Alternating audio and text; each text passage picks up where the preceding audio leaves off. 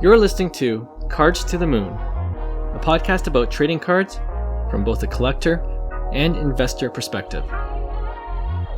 We hope you'll stick around for the ride as we take a deep dive into the state of the hobby, share some hot takes, hopefully some useful advice, and fun stories along the way.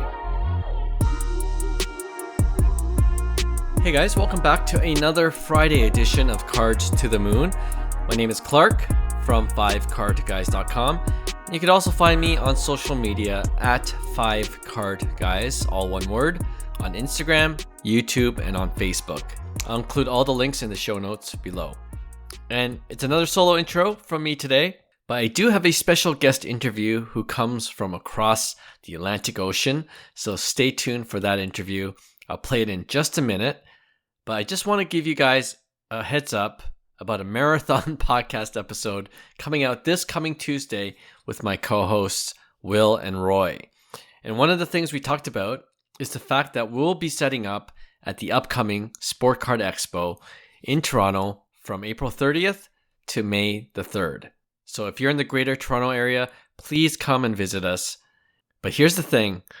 As of this recording, we still don't know where our booths are exactly.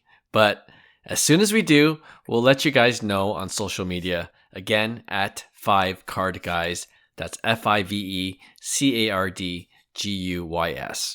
And if you're a listener of the pod, we'd love to have you on the podcast. Will, actually in our podcast episode we just recorded, had a great idea, which is that if you want to be part of one of our popular segments, let us know and we'll record you for the pod. So for example, if you listen to one of our episodes a couple weeks back, we had our Just a Thought segment that always cracks us up because it's an opportunity to share any crazy or wacky or even innovative ideas that we might have to improve the hobby. And one of them was sports card speed dating. Long story, but you can listen to that episode to get the details. I'll include the link for that episode in the show notes as well. Or you could be part of our Pick One segment that we do every week, where we think of two cards and we ask each other which one we'd rather have or invest in. So if you got two that you want to ask us, we'd love to have that discussion. Or perhaps you want to participate in one of our quiz show segments that we love to do. I'll make sure to have some hobby trivia questions prepared just for you. And of course, we'll have some giveaways for those who want to come on the pod. And we'll have some giveaways for the kids as well, with some free cards just for them. Okay, again, the Sport Card Expo starts April 30 and runs to May 3rd. Hope to see you there. Now, without further ado, enjoy the interview I had earlier this month with Greg_Jeter on Instagram. And he's from France. And yes, as his name suggests, he collects Derek Jeter cards. And he's also got a Toronto connection, which I found out about during the interview. All right, enjoy the interview, and we'll see you on Tuesday. Hey guys, I'm excited about having our next guest on today's pod because he's a serious collector of primarily one player, and that player is Derek Jeter. And if you read his Instagram bio at Greg_Jeter, he's been collecting Derek Jeter since 2001, and he also mentions in his bio that he stole his wife's office to turn it into a hobby room. I thought that was pretty funny. But what makes his story particularly unique is that he isn't from New York City or even close to the Big Apple. He lives across the Atlantic in France. So I got questions, but without further ado, Greg, welcome to the pod, as well as Tobias, his friend, who will be helping translate for us during this interview. Welcome, both of you. Yeah, thank you, Clark. Nice to meet you, and I'm very happy to be here. Thank you for having us. Yes, we're very happy to be here. Amazing. I'm excited. All right. Greg, I first always like to ask about your hobby journey. How long have you been collecting sports cards, and how did you get into it, especially outside of North America? Oui, c'est vrai, je vais essayer de faire court. Actually, there were not a lot of cards in France, but everyone knew Michael Jordan, and but then there were the first Upper Deck sticker cards and stickers, and they exchanged like in the schoolyards, and it started like this. And in 2001, the grandmother of Greg, she offered him a journey to Canada, and he went to the Sky Dome of the Blue Jays. And it's actually there where he bought his first packs, if I understand right, Greg. Yeah, this is how the journey began. Wow. Okay. So this interview was meant to be because I'm based out of Toronto, Canada. And of course, I see all my games at the Sky Dome, now called the Rogers Center. But I'm glad Canada had a part of your hobby journey in some way. Do you remember what you got out of that first pack when you opened it back then? Alors, vu que je connaissais vraiment pas Actually, the first pack he bought was the team set of the Blue Jays, which he kept, if I answered right, sealed. No, you still have it sealed. It was just in a white box, and you opened it, and then you had like the Apatek team set from back then. But his real first card pack, he bought and opened back in France after.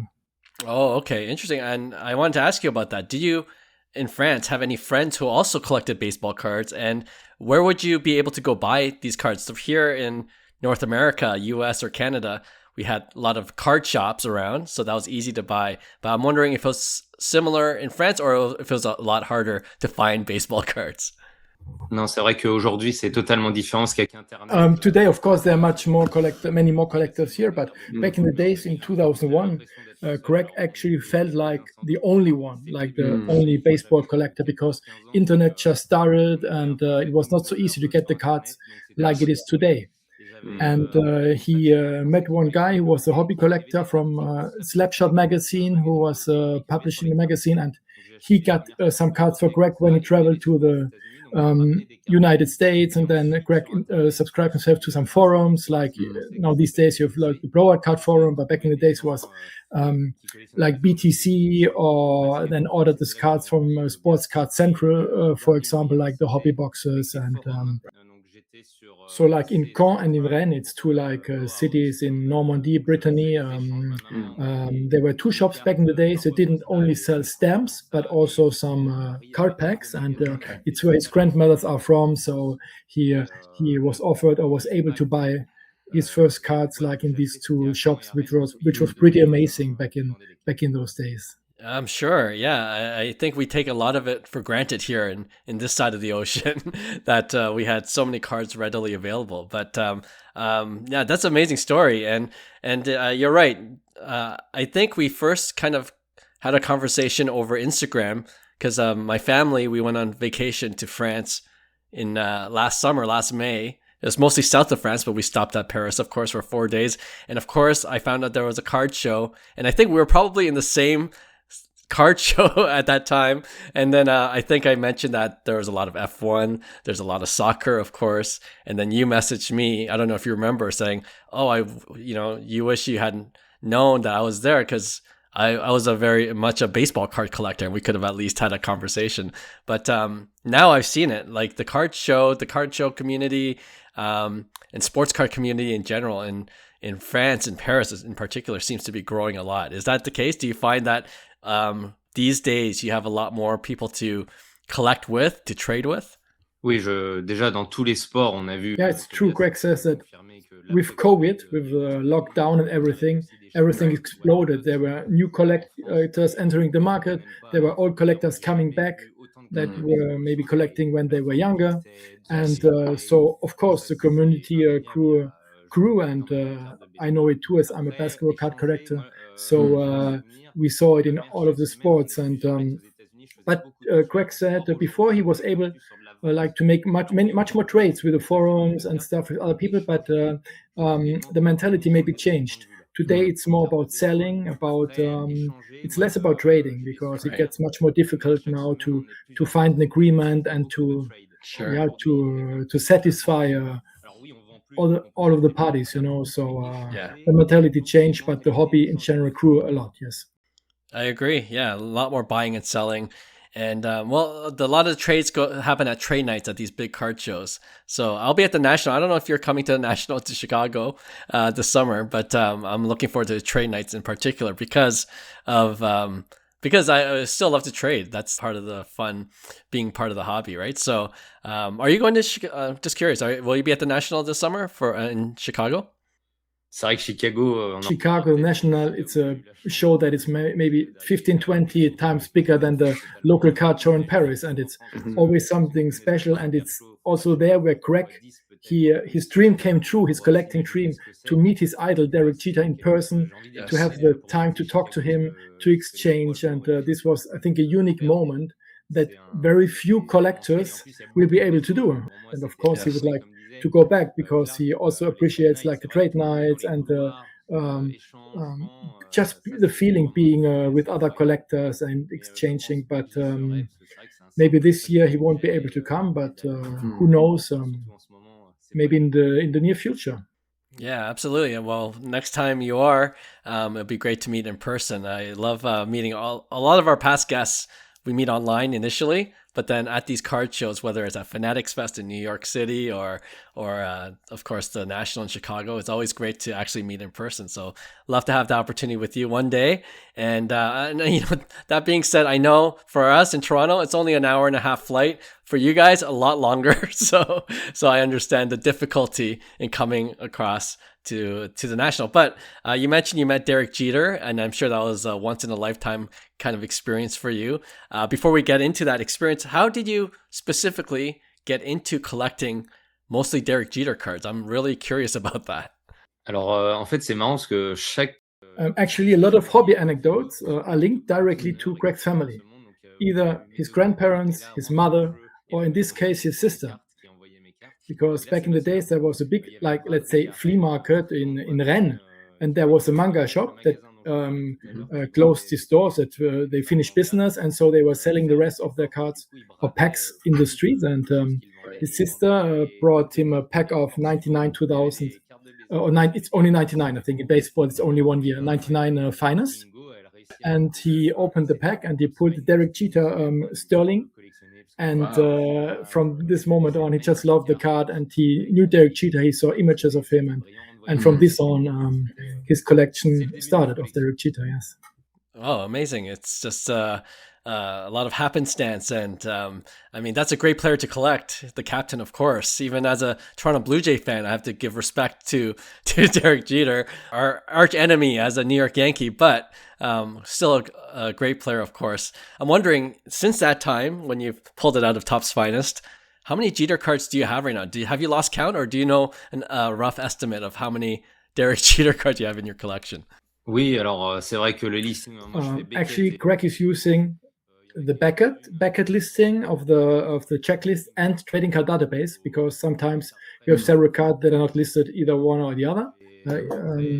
And he's also, with the Topps Finest cards, he's collecting with peel and without, so unpeeled version and the peeled version. Wow. Okay. And so he has actually like 2,100 different cards, but there will be some more, because if we don't count the double, so yes. But 2,100 different. Si je peux rajouter un petit truc, Tobias, could seem compared to other big collectors, maybe not a lot, but you have to see that it was very complicated for us to get cards from overseas, because either shipping was very expensive, and before there were like the mailboxes like Ship My Cards or stuff, where you can accumulate as many cards as you want and get them shipped once. And before, you had to get every shipment done. You buy on eBay or somewhere, you get a chip, you pay your taxes on it, which can get very expensive. It's much more difficult over here to get this number of cards, but luckily it gets better, and you can accumulate cards and get them shipped together. That's very impressive. I'm because I grew up in Canada. The secondary language here is in French, so I understand un petit peu the Francais, right? So, and when you said 2100, I'm like, well, what? Did I hear that correctly? 2,100. So that's very impressive. And like you were saying, I actually did a video recently because I just came back from Japan and Korea. A lot of the same challenges, right? Trying to find cards overseas, and then you look at the comps on eBay, and it's cheaper in North America. But I was explaining, if I lived in Japan, Korea, France, sometimes it's worth paying a little bit of the premium if you could get it in person in the card store than trying to get it shipped to you. And like you were just explaining, all the taxes and the shipping fees just quickly add up. So I can certainly understand your predicament. But no, that's amazing. And you're kind of alluding, or not alluding, you're mentioning that you met Derek Jeter himself. What was that experience like, and what did you say to him when you met him? Yes, alors le premier truc. Greg just said that we still keep this feeling that we had as a child when we were younger, buying those cards, and as we can also find even simple base cards here in France, we're happy to pick it up and pay the price for it instead of getting all shipped from all over the world. So it's also a local thing, and it's important that we can also find cards here and physically and open packs. And ouais, du coup, alors c'était le petit plus. There are two parts actually. The first part was when the MLB London series took place, and Derek Jeter came to London. This was in June the same year, and it was his first time as a TV host, I think, to represent the London, like the MLB outside of America. And he was there with our friends who were living in London, and they were waiting for him like 3 hours first in the stadium. But he's always so busy. He goes there left, right, and then after the game, they still waited, and then his friend said, "Now you go to him." And then there was one wife was screaming, "Mr. Jeter, could you please sign this card?" And and he reacted directly because everyone was calling him, "Hey, Derek," or something with his first name, but not Mr. Jeter. So this woman, she took all the attention of him. Then he came, and actually he signed this famous 99 finest Sterling card that Craig found in the pack that he got offered from his sister. He signed it in London for Craig, and this was the beginning, actually. This was the first part. Donc ça, c'est marrant parce que ça se déroule en juin. So Craig traveled to the ceremony of the Hall of Fame in the Yankee Stadium with his mom. And he also met a friend, one of our friends, Nick, who's also a collector. And Nick actually said, "I will try to help you to meet Derek Jeter. If I can do something for you," because he has some contacts, he will try to help him. And so several weeks before the National, Craig got contacted by Arena Club and Bleacher Trading to announce that there would be a press conference of Derek Jeter and that he could also participate and ask a question. So Craig's working as a firefighter here in Paris, and he already thought about it, buying his plane ticket and just going there in the morning and staying 3 days and coming back. So he already imagined his trip, and this was the first contact he had.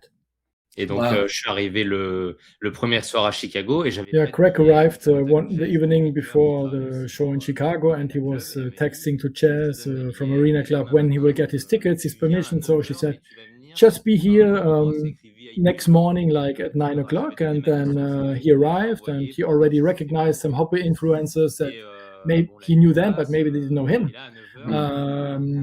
He also saw Kiki from Big Brothers. They have a big store here in Germany, and he saw a big door, and he was just waiting. And then at one point, Brian, he's the CEO from Arena Club, I think, and Chess, they were coming out, and Craig was able to have a look through his door, and he saw Derek Jeter in the room, and then Chess told him, "Hey, come on, Craig, it's your turn."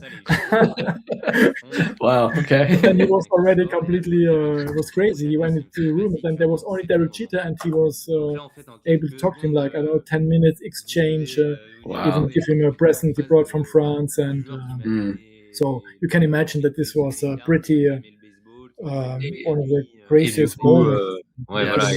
Pour la petite anecdote, so at least he was actually he was talking to him like 20 minutes, and everything was filmed. But at this point, he was so into it, he didn't even realize. Right. And the most funny thing is when Derek Jeter addressed himself directly to the camera and addressed to Greg's wife, "Hey, Emily, I'm sorry for all that you have to go through because of me, your husband taking all the space for the hobby room." And so he addressed himself directly to his wife, and this was like the craziest moment, actually. And, so funny. And, Wow, what an experience! And I'm sure that I've only had very few similar experiences where you meet like an idol, or when you meet someone as famous as Derek Jeter. And were you able to speak to him comfortably, or do you remember the whole exchange? And And did you talk about cards at all? Because it's kind of cool to know that Derek Jeter, with his involvement with Arena Club, is also into cards, just like the rest of us who are collectors. Did you get a chance to talk about cards with him at all during those 20 minutes? Non, alors ce qui est marrant, c'est que bon, d'une, je savais pas combien de temps j'avais et on m'a jamais dit. Actually, as Greg didn't know how much time he gonna have, so they didn't really talk that much about cards. It was more that Derek Jeter was interested in what he's doing, what kind of job he's doing. He was asking questions about his family and stuff like this. And so later on, Derek Jeter did some videos about the cards with some influencers. But as Greg could see, maybe Derek was not that relaxed as with him, because Greg didn't ask anything. He was just there to appreciate the moment, and he thought that Derek also felt this, that he was also really relaxed and really nice and cool to him. And so, they were talking about the experience they had in London with the London series, and so it was a relaxed conversation without any pressure. That's the best kind of experience for sure, and best kind of meetup. So I'm glad you had that experience with Mr. Jeter. That's also what I learned. If I want to get his attention, say Mr. Jeter, not Derek Jeter. So I've learned that from you. And I just really got a couple more questions, but just kind of pulling back a little bit, and being in France, baseball is not the primary sport, kind of similar to Canada. Hockey is the number one sport here, but I'm more of a baseball fan. And of course, we have the hometown Blue Jays. But and I know you collect basketball cards. I know you collect other cards, but how did you really fall essentially in love with the sport of baseball and with Derek Jeter? Is it hard to stay on top of the sport of baseball in France? And how did you get into just liking baseball and baseball card culture, generally speaking? En France, dans les années 90, il y a eu un... Yeah, in the 80s, late 80s, early 90s, there were not a lot of people playing baseball in France, and the community was very small, like 15,000 people or something like this, compared to the soccer, just a very small part.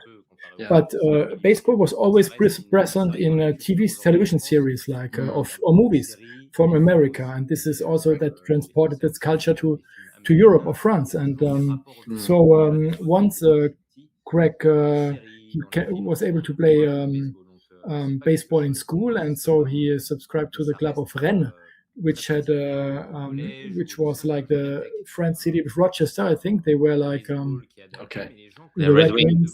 Red Wings, yes. And so it was always fascinating, like the smell, the ball, the texture of the ball, and all those little things like the uniform, J'ai oublié ça, mais c'est très important. And there was also like the film The Rookie coming out in 2001. And Greg was 15 years old, and he was able to go to the cinema to watch it. It was even in French, like the language. And he also got a card signed from Jim Morris, like at the time. And so there were a lot of things coming together, that are relevant, that Greg is here at this point where he's now, so that...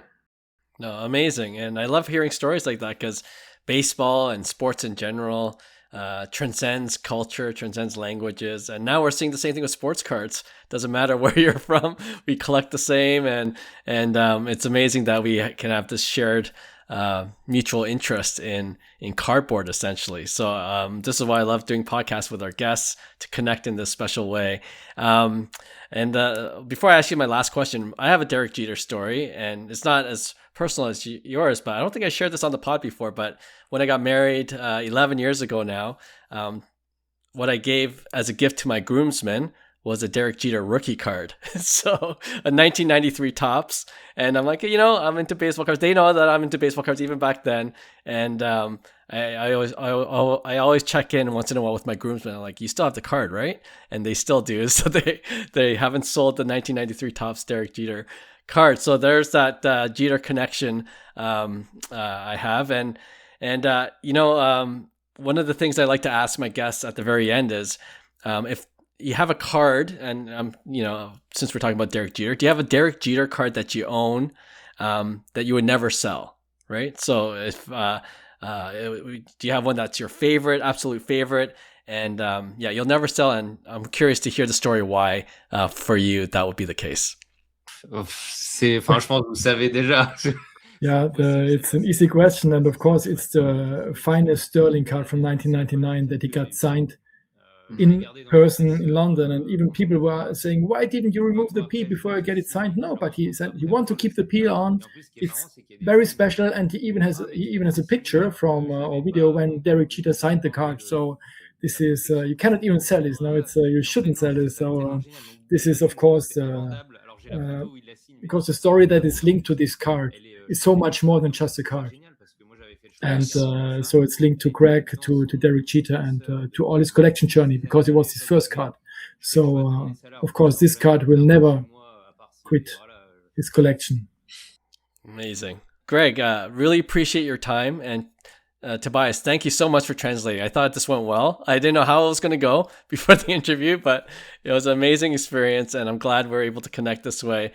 Funny story for our listeners. I think Greg mentioned that suggested meeting or connecting in May of May 15. And I'm like, oh, okay, that's a lot of time. Maybe he needs to prepare for a month or two for this interview. I'm like, it's not going to be that difficult. And then I got a message this morning because there's a 7-hour time difference. And of course, I didn't send the link to connect yet because I thought it was in May due to his original message. And then he actually meant today, which is as a recording this April 14 here in Toronto, April 15 soon in France. And I thought what you said was hilarious, that the weather in France has been so nice lately, so it seemed like May.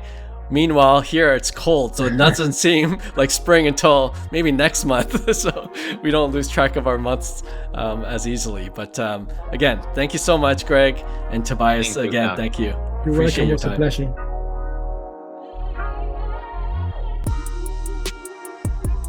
Hey, thanks for listening to Cards to the Moon.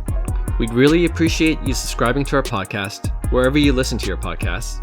And you can also connect with each of us on Instagram at 5cardguys, or you can follow Hyung at Integrity Sports Cards, or John at TradeU at Recess. You can also check us out at 5cardguys.com.